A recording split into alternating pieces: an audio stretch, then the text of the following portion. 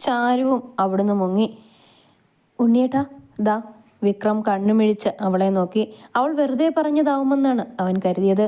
വിക്രം കയ്യിൽ കപ്പ് വാങ്ങി മുകളിലേക്ക് പോയി. ഉർവശി. മുകളിലെത്തിയ ഉടനെ അവൻ വിളിച്ചപ്പോൾ വൈദു മുകളിലേക്ക് പോയി. വൈദു അകത്ത് കയറിയപ്പോൾ തന്നെ വിക്രം വാതിൽ ലോക്ക് ചെയ്തു പിന്നിലൂടെ അവളെ ഇറുകെ പുണർന്നു. വൈദു പിടപ്പോടെ അവനെ നോക്കി. എന്താണ് പതിവില്ലാതെ? വൈദു തിരിഞ്ഞു നിന്ന് ചോദിച്ചപ്പോൾ മനോഹരമായി പുഞ്ചിരിച്ചുകൊണ്ട് അവൻ അവളെ നോക്കി. ഒന്നുകൂടെ വിളിച്ചേ. വൈദുവിന് ചിരി വന്നു. അപ്പോൾ അതാണ് കാര്യം. വൈദു അവൻ്റെ കവളിൽ കൈ ചേർത്ത് നെറുകയിൽ ചുംബിച്ചു. ഉണ്ണിയേട്ടാ. വിക്രം അവളെ എടുത്തുയർത്തി ഒന്ന് വട്ടം കറങ്ങി. പിന്നെ താഴെ ഇറക്കി അവളുടെ ചുണ്ടിലമർത്തി ചുംബിച്ചു. I love you my love. അത്രമേൽ പ്രണയത്തോടെ അവൻ അവളെ നെഞ്ചോട് അടക്കിക്കൊണ്ട് പറഞ്ഞപ്പോൾ വൈദുവിന് സന്തോഷം കൊണ്ട് കണ്ണ് നിറഞ്ഞു. വൈകിട്ടൊന്ന് കാണണമെന്ന് പറഞ്ഞ് അച്ചു അനുവിന് മെസ്സേജ് ഇട്ടിരുന്നു. വീട്ടിൽ ചോദിച്ചിട്ട് റെഡിയായി നിൽക്കാനും വന്ന് പിക്ക് ചെയ്യാമെന്നും അവൻ പറഞ്ഞിരുന്നു. സന്തോഷം കൊണ്ട് അനുവിന് ടെൻഷനായി തുടങ്ങി. അനൂപിനോടും അച്ഛനോടും ചോദിച്ചപ്പോൾ അവർ സമ്മതം പറഞ്ഞു. അമ്മയ്ക്ക് മാത്രം അത്ര താല്പര്യമുണ്ടായിരുന്നില്ല. നല്ലൊരു ചുരിദാറെടുത്തിട്ട് മുടി പിന്നിക്കെട്ടി അവൾ അക്ഷമയോടെ അവനെ കാത്തിരുന്നു. അച്ചു അനുവിൻ്റെ വീട്ടിലെത്തുമ്പോൾ അനൂപ് മുറ്റത്ത് നിൽപ്പുണ്ടായിരുന്നു. പ്ലാവിൽ പന്തലിട്ട് കിടക്കുന്ന പാഷൻ ഫ്രൂട്ട് പാകമായത് പറിച്ചെടുക്കുകയാണവൻ. അച്ചു കാറൊതുക്കി ഇറങ്ങുമ്പോൾ അനു അകത്തു നിന്ന് ഓടി വന്നിരുന്നു. അവളുടെ ഹൃദയം ക്രമാതീതമായി മിടിക്കുന്നുണ്ടായിരുന്നു. അനൂപ് ഇന്ന് പോയില്ലായിരുന്നോ? ഇല്ല, ഓഫാണ്. അനൂപ് പുഞ്ചിരിയോടെ അവനോട് മറുപടി പറഞ്ഞു. അങ്കിളും ആൻറ്റിയോടെ? ഞാൻ വിളിക്കാം. ഹിരൺമയി അകത്തേക്ക് വരൂ. അനൂപ് അവനെ വിളിച്ച് അകത്തേക്ക് നടന്നു. അനുവിൻ്റെ അമ്മ ചായ ഇട്ടുകൊണ്ട് വന്നിരുന്നു. അച്ഛൻ ഇറങ്ങി വന്ന് അവന് കൈ കൊടുത്ത് ഇരിക്കാൻ പറഞ്ഞു. അനു ചുവരിൽ ചാരി നിന്ന് അവനെ നോക്കി. അച്ചു അവളെ നോക്കി പുഞ്ചിരിച്ചു. ചായ കുടിച്ചു കഴിഞ്ഞ് അച്ചു അവരെ നോക്കി. അനുഗ്രഹയും കൂട്ടി പുറത്തുനിന്ന് പോകുന്നതിൽ വിരോധമുണ്ടോ? അവൻ്റെ അനുവാദം ചോദിക്കലിൽ അച്ഛൻ്റെയും അമ്മയുടെയും മുഖം വിടർന്നിരുന്നു. എന്ത് വിരോധം മോനെ?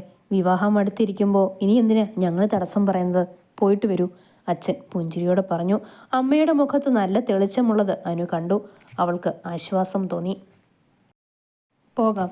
അച്ചു പറഞ്ഞുകൊണ്ട് എണ്ണീറ്റപ്പോൾ അനു 3 പേരോടും യാത്ര ചോദിച്ചിറങ്ങിയപ്പോൾ അച്ചു മുൻ സീറ്റിൻ്റെ ഡോർ അവൾക്കായി തുറന്നു കൊടുത്തു. അനു ആദ്യമായാണ് ഒറ്റയ്ക്ക് അവൻ്റെ കാറിൽ കയറുന്നത്. അതിൻ്റേതായ പരിഭ്രമം അവളിലുണ്ടായിരുന്നു. മുന്നോട്ട് പോകുമ്പോൾ വല്ലാത്തൊരു നിശബ്ദത തളം കെട്ടി നിന്നു. അനു അവനെയൊന്ന് പാളി നോക്കി. ഡ്രൈവിങ്ങിലാണ് ശ്രദ്ധ. അവൾ ഫോണെടുത്ത് വൈദുവിന് മെസ്സേജ് ഇട്ടു. എൻജോയ് എന്ന് പറഞ്ഞൊരു മെസ്സേജ് തിരിച്ചു വന്നു. അനുവിൻ്റെ ചുണ്ടിൽ ഒരു പുഞ്ചിരി വിരളഞ്ഞു. അവളെ നോക്കി അച്ചുവും കണ്ടിരുന്നു ആ പുഞ്ചിരി. താനെന്താ ഇപ്പോൾ വല്ലാത്ത സൈലൻ്റ് ആണല്ലോ? അനു അവനെ നോക്കി കണ്ണ് ചെമ്മി. കൂട്ടുകാരുണ്ടെങ്കിൽ ആക്റ്റീവ് ആവും അല്ലേ? അച്ചു ചിരിയോടെ പറഞ്ഞുകൊണ്ട് ബീച്ചിലേക്കാണ് കാറ് വിട്ടത്. പൂഴിമണലിലൂടെ നടക്കുമ്പോൾ അച്ചു അവൾക്കായി കോൺ ഐസ്ക്രീം വാങ്ങി നൽകിയിരുന്നു. കടൽത്തിട്ടയുടെ അടുത്തായി ഇരിക്കുമ്പോൾ അവളോട് എങ്ങനെ പറഞ്ഞു തുടങ്ങുമെന്ന് ആലോചിക്കുകയായിരുന്നു അവൻ. വല്ലാത്ത സന്തോഷത്തിലാണവൾ. അനുഗ്രഹ, എനിക്ക് തന്നോട് കുറച്ച് കാര്യങ്ങൾ സീരിയസ് ആയി സംസാരിക്കാനുണ്ട്, അച്ചു ഗൗരവത്തോടെ പറഞ്ഞപ്പോൾ അനു അവനെ നോക്കി. ഈ വിവാഹത്തിന് ഞാൻ സമ്മതിച്ചത് എന്താണെന്ന് അറിയോ തനിക്ക്? അനു തലയാട്ടി. അച്ചു അവളെ അത്ഭുതത്തോടെ നോക്കി. എനിക്കറിയാം സർ, എനിക്ക് വേണ്ടിയാണെന്ന്. എന്നോടുള്ള കുറ്റബോധം കാരണമാണെന്ന്. അന്നത്തെ ആ വിവാഹം നടന്നിരുന്നെങ്കിൽ ഞാൻ ഇന്ന് ജീവനോടെ ഉണ്ടാകുമോ എന്ന് പോലും അറിയില്ല എനിക്ക്. സാറിനെ സ്നേഹിച്ചു പോയതിൻ്റെ പേരിലാണ് ഞാൻ അതുവരെ എത്തിയെന്ന കുറ്റബോധം സാറിനെ വേട്ടയാടി തുടങ്ങിയപ്പോഴാണ് ഈ ബന്ധത്തിന് സമ്മതിച്ചത്. ഇനി സാറ് പറയുന്ന കാര്യങ്ങളും എനിക്കറിയാം. വിവാഹം കഴിഞ്ഞാലും നമ്മൾ ഇങ്ങനെ തന്നെ ആയിരിക്കുമെന്നും എന്നെ ഒരു ഭാര്യയുടെ സ്ഥാനത്ത് കാണാൻ കുറച്ച് സമയം വേണമെന്നും അനു പുഞ്ചിരിയോടെ പറഞ്ഞപ്പോൾ അച്ചു അവളെ അത്ഭുതത്തോടെ നോക്കി. എത്ര വർഷം വേണമെങ്കിലും ഞാൻ കാത്തിരിക്കാം. കാരണം ഈ മനുഷ്യനോട് എനിക്ക് തോന്നിയത് വെറും ഒരു ആകർഷണം മാത്രമല്ല, കളങ്കമില്ലാത്ത സ്നേഹമാണ്. ഇതുവരെ എത്തിയത് തന്നെ ഞാൻ സ്വപ്നം കണ്ടതിനും അപ്പുറമാണ്. എൻ്റെ ഭാഗ്യമാണ്. അറിയാത്തൊരു വ്യക്തിക്കൊപ്പം നരകിച്ച് ജീവിക്കുന്നതിനേക്കാളല്ലേ സാറിനോടൊപ്പം നല്ലതല്ലേ സാറിനോടൊപ്പം സമാധാനത്തോടെ ജീവിക്കുന്നത്? ഈ തുറന്നു പറച്ചിൽ തന്നെയാണ് സാറിൻ്റെ ഏറ്റവും വലിയ ക്വാളിറ്റി. അച്ചു നിറഞ്ഞ പുഞ്ചിരിയോടെ അവളെ നോക്കി. കുഞ്ഞനാണ് പറഞ്ഞത് ഞാൻ കാരണം തൻ്റെ കണ്ണ് നിറയരുതെന്ന്. വിവാഹത്തിന് മുൻപ് എല്ലാം തുറന്നു പറയണമെന്ന്. പക്ഷേ താൻ എന്നെ വീണ്ടും ഞെട്ടിച്ചു. ഒരു കാര്യം ചോദിക്കട്ടെ? അച്ചു ചോദിച്ചപ്പോൾ അവൾ അവനെ നോക്കി. തനിക്ക് എപ്പോഴാണ് എന്നോട് ഇങ്ങനെയൊരു ഫീലിങ്സ് തുടങ്ങിയത്? അനു ചമ്മലോടെ മുഖം കുനിച്ചു. അത് അന്ന് ചന്തുവേട്ടൻ്റെ വിവാഹത്തിൻ്റെ അന്ന്. അച്ചു അവളെ സൂക്ഷിച്ചു നോക്കി. മുഖത്താകെ അസ്തമ സൂര്യനേക്കാൾ ചുവപ്പാണിപ്പോൾ. അന്നെന്താ? അതന്ന് ഞാൻ വീഴാഞ്ഞപ്പോൾ സാർ പിടിച്ചത് എൻ്റെ അന്നേരം ഒരു ദേഹത്താകെ തരിപ്പായിരുന്നു. പിന്നെ കാണുമ്പോൾ സംസാരിക്കുമ്പോൾ ഒക്കെ വല്ലാത്ത നെഞ്ചിടിപ്പായിരുന്നു. അച്ചു അവളെ മിഴിച്ചു നോക്കി. അവൻ അന്നത്തെ ദിവസം ഓർത്തു. വഴുക്കി വീഴാനാഞ്ഞവളെ പെട്ടെന്ന് ചേർത്ത് പിടിച്ചപ്പോൾ വിരലുകൾ അവളുടെ വയറിൽ അമർന്നത്. ആദ്യമായാണ് ഒരു പെൺകുട്ടിയുടെ ശരീരത്തിൽ അങ്ങനെ സ്പർശിക്കുന്നത്. ഷോക്കടിച്ചതുപോലെ നോക്കിയ അവളുടെ ഭാവം ഇപ്പോഴും ഓർമ്മയുണ്ട്. ഈശ്വര, അതാണോ പെണ്ണിന് സ്പാർക്ക് അടിച്ചത്? അച്ചു തലതിരിച്ച് അവളെ നോക്കി. പോകാം, അച്ചു പറഞ്ഞപ്പോൾ അവൾ തലകുലുക്കി എഴുന്നേറ്റു.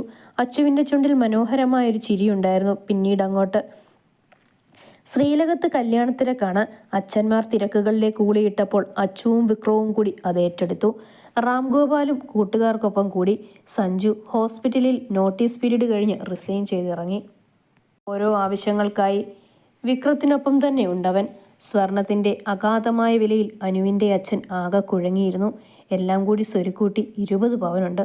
പക്ഷേ ശ്രീലകത്തേക്ക് പറഞ്ഞു വിടുമ്പോൾ അതൊന്നും ആവില്ലെന്നറിയാം. വീട് പണയപ്പെടുത്തുന്ന കാര്യം അറിഞ്ഞപ്പോൾ അനുവിന് വല്ലാത്ത വേദന തോന്നി. ഇക്കാര്യം സഞ്ജുവിനോട് അവൾ വിഷമത്തോടെ പറഞ്ഞിരുന്നു. സഞ്ജുവിൽ നിന്ന് വിക്രമും അച്ചുവും കാര്യം അറിഞ്ഞു. മുറുകിയ മുഖത്തോടെയാണ് അനുവിൻ്റെ വീട്ടിലേക്ക് അവർ കയറി ചെന്നത്. അവരെ അമ്പരപ്പോടെ നോക്കി നിന്നവർക്ക് രൂക്ഷമായൊരു നോട്ടമാണ് വിക്രം നൽകിയത്. ഞങ്ങൾ ഈ വിവാഹം ഉറപ്പിക്കുമ്പോൾ സ്ത്രീധനം ആവശ്യപ്പെട്ടിരുന്നോ? അനുവിൻ്റെ അച്ഛൻ ഇല്ലെന്ന് തലയാട്ടി. പിന്നെ എന്തിനാണ് ഒരായുസ് കൊണ്ടുപോലും തീർത്താൽ തീരാത്ത കടം എടുപ്പിന് ഇറങ്ങിത്തിരിക്കുന്നത്? വിക്രം ദേഷ്യത്തോടെ ചോദിച്ചപ്പോൾ വല്ലായ്മയോടെ അദ്ദേഹം അവരെ നോക്കി. അച്ഛാ, ഞാൻ ആദ്യമേ പറഞ്ഞിരുന്നല്ലേ അനുവിനെ മാത്രം മതിയെന്ന്. പിന്നെ എന്തിനാ? അച്ചു സ്നേഹത്തോടെ ചോദിച്ചു. ഏതൊരച്ഛൻ്റെയും അമ്മയുടെയും സ്വപ്നമല്ലേ മോനെ മകളെ നല്ല രീതിയിൽ വിവാഹം ചെയ്തയക്കണമെന്ന്. അതാലോചിച്ചപ്പോൾ അനു ഏട്ടൻ്റെ ഭാര്യയായി ശ്രീലകത്ത് വരുമ്പോൾ കടം വാങ്ങിയിട്ട് ഒരു തരി സ്വർണം അവളുടെ ദേഹത്തുണ്ടാകാൻ പാടില്ല. അങ്കിൾ, സ്ത്രീധനം വാങ്ങുന്നത് മാത്രമല്ല കൊടുക്കുന്നതും കുറ്റമാണ്. വിക്രം തറപ്പിച്ചു നോക്കി പറഞ്ഞപ്പോൾ അച്ചു ചിരിച്ചുകൊണ്ട് അവനെ നോക്കി കണ്ണു ചെമ്മി. എല്ലാവരുടെയും മുഖമൊന്ന് അയഞ്ഞിരുന്നു. അച്ചു അവൻ കൊണ്ടുവന്ന ബിഗ് ഷോപ്പറിൽ നിന്ന് 2 ബോക്സ് എടുത്ത് അനുവിൻ്റെ കയ്യിൽ കൊടുത്തു. അവൾ ആ ബോക്സിലേക്കും അവനെയും പകപ്പോടെ നോക്കി. എൻ്റെ ഭാര്യയായി വരുന്ന പെണ്ണിന് നൽകാൻ അമ്മ കാത്തുവെച്ചിരുന്നതാണ്. ഇതിൻ്റെ അവകാശി ഇനി നീയാണ്. ഇതിട്ട് വേണം കതിർ മണ്ഡപത്തിൽ കയറാൻ. അനു കണ്ണു നിറച്ച് അവനെ നോക്കി. പിന്നെ ആ കാലിൽ തൊട്ട് തൊഴുത് പൊട്ടിക്കരഞ്ഞു. അച്ചു പരിഭ്രമത്തോടെ അവളെ പിടിച്ചെഴുന്നേൽപ്പിച്ചു. ഏയ്, കരയാതടോ. അച്ചു അവളെ ആശ്വസിപ്പിച്ചു.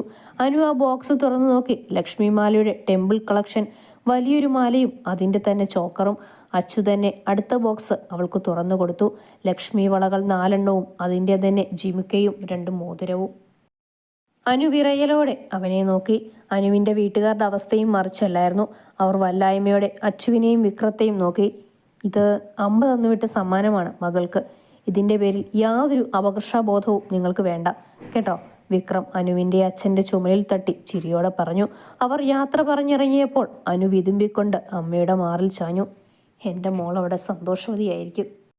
ഞങ്ങൾ കണ്ടെത്തിയാൽ പോലും ഇത്രയും നല്ലൊരു കുടുംബത്തെ കിട്ടില്ലായിരുന്നു. ആ അമ്മ കണ്ണ് തുടച്ചുകൊണ്ട് പറഞ്ഞപ്പോൾ അച്ഛനും കണ്ണ് നിറഞ്ഞിരുന്നു. ഫ്രണ്ട്സിനെയൊക്കെ കല്യാണം വിളിക്കാനായി ബാംഗ്ലൂരിൽ പോകാൻ തയ്യാറാവുകയായിരുന്നു അച്ചുവും വിക്രമും. ബാഗ് പാക്ക് ചെയ്യുന്നവനെ നോക്കി വിഷമത്തോടെ ബെഡിലിരിക്കുന്നുണ്ട് വൈദു. നേരിട്ട് തന്നെ പോണോ? ഫോണിൽ വിളിച്ചാൽ പോരെ?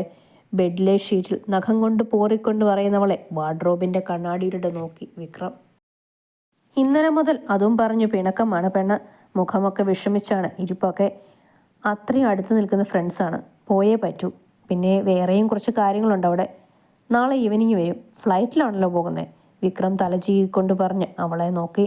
ഇനി 2 ദിവസമല്ലേ ഉള്ളൂ വിവാഹത്തിന്. അത് ഇന്നാണോ പോയി വിളിക്കണേ? അവർ സ്ഥലത്തില്ലായിരുന്നു പെണ്ണെ. എബ്രോഡിൽ നിന്ന് വന്നതേ ഉള്ളൂ. അതല്ലേ പോണേ? വൈദു മുഖം വീർപ്പിച്ച് അവനെ നോക്കിയിട്ട് എഴുന്നേറ്റ് തിരിഞ്ഞപ്പോൾ വിക്രം അവളുടെ കയ്യിൽ പിടിച്ച് തൻ്റെ നെഞ്ചോട് ചേർത്തു. പോരുന്നോ എൻ്റെ കൂടെ? അവളുടെ കവളിൽ അമർത്തി ചുംബിച്ചിട്ട് അവൻ ചോദിച്ചു. അവളുടെ മുഖം ഒന്ന് വിടർന്നു. പക്ഷേ വേഗത്തിൽ തന്നെ വാടുകയും ചെയ്തു. ഞാൻ വന്ന് എങ്ങനെ ശരിയാവുന്നേ? ഇവിടെ ഒരുപാട് കാര്യങ്ങളില്ല. നാളെ തിരിച്ചെത്തും. പിന്നെ എൻ്റെ ഭാര്യയല്ലല്ലോ കല്യാണം നടത്തുന്ന കാരണവർ. വിക്രം കുസൃതിയോടെ ചോദിച്ചപ്പോൾ വൈദു അവൻ്റെ കവളിൽ കുഞ്ഞൊരു കടി കൊടുത്തു. പക്ഷേ ടിക്കറ്റ് ഇല്ലല്ലോ. അതൊക്കെയുണ്ട്. ബാഗിൽ നിന്നും 4 ടിക്കറ്റ് എടുത്ത് കാണിച്ചവനെ അമ്പരപ്പോടെ നോക്കിയവൾ. 4? വേറെ ആരാ പറഞ്ഞേ? ചാരു. വൈദുവിൻ്റെ മുഖം വിടർന്നു. അപ്പോൾ പ്ലാനിങ് ആയിരുന്നല്ലേ? ഞാൻ ബാഗ് പാക്ക് ചെയ്തില്ല, വെപ്രാളത്തോടെ പറയുന്നവളെ ഒന്നുകൂടി ചേർത്ത് പിടിച്ചു വിക്രം. അതൊക്കെ ഞാൻ പാക്ക് ചെയ്തു. വൈദു ഇടുപ്പിൽ കൈകുത്തി അവനെ രൂക്ഷമായി നോക്കി. വിക്രം മീശത്തുമ്പ് കടിച്ചു പിടിച്ച് അവളെ നോക്കി കണ്ണിറുക്കി. ഞാൻ പോയി അമ്മയോട് ചോദിച്ചിട്ട് വരാം. അതും പറഞ്ഞ് താഴെ കൊടുന്നവളെ ഒരു ചിരിയോടെ നോക്കി നിന്ന് വിക്രം. ലേഖ അവളോട് സന്തോഷത്തോടെ പോയിട്ട് വരാൻ പറഞ്ഞു. ആദ്യമായി ഫ്ലൈറ്റിൽ കയറുന്നതിൻ്റെ തുള്ളലിലാണ് ചാരു. 4 പേരും യാത്ര പറഞ്ഞിറങ്ങിയപ്പോൾ വൈദു രാധികയോടും വീട്ടിലും വിളിച്ചു പോകുന്ന കാര്യം പറഞ്ഞു. പക്ഷെ അവരൊക്കെ നേരത്തെ അറിഞ്ഞെന്ന് പറഞ്ഞപ്പോൾ അവൾ പരിഭവത്തോടെ വിക്രത്തെ നോക്കി. വലിയടത്തെ കൂടി കൂട്ടായിരുന്നു അല്ലേ ഏട്ടാ? ചാരു കളിയാക്കി പറഞ്ഞപ്പോൾ അച്ചു അവളെ രൂക്ഷമായി നോക്കി. ചന്തുവാണ് ഡ്രൈവ് ചെയ്തത്. ചന്തു ഏട്ടാ, ദിയ ചേച്ചിക്ക് ഇപ്പം എങ്ങനെയുണ്ട്? ഛർദിയാണ് വൈദ്യുവേ. പച്ചവെള്ളം പോലും കുടിക്കാൻ പറ്റില്ല പെണ്ണിന്. ചിലപ്പോൾ കാണുമ്പോൾ സങ്കടം വരും. ചന്തു വിഷമത്തോടെ പറഞ്ഞു. ഇതൊക്കെ സാധാരണമാണ് ചന്തു, കുറച്ച് കഴിഞ്ഞ് ശരിയാവും. സമയത്ത് ഫുഡ് കൊടുക്കണം. വോമിറ്റ് ചെയ്തു പോയാലും കഴിപ്പിക്കണം കേട്ടോ, വിക്രം ഒരു ഡോക്ടറിൻ്റെ കടമയായി അവനോട് പറഞ്ഞു. ഇനി നിങ്ങൾ നാളെ വരില്ലേ?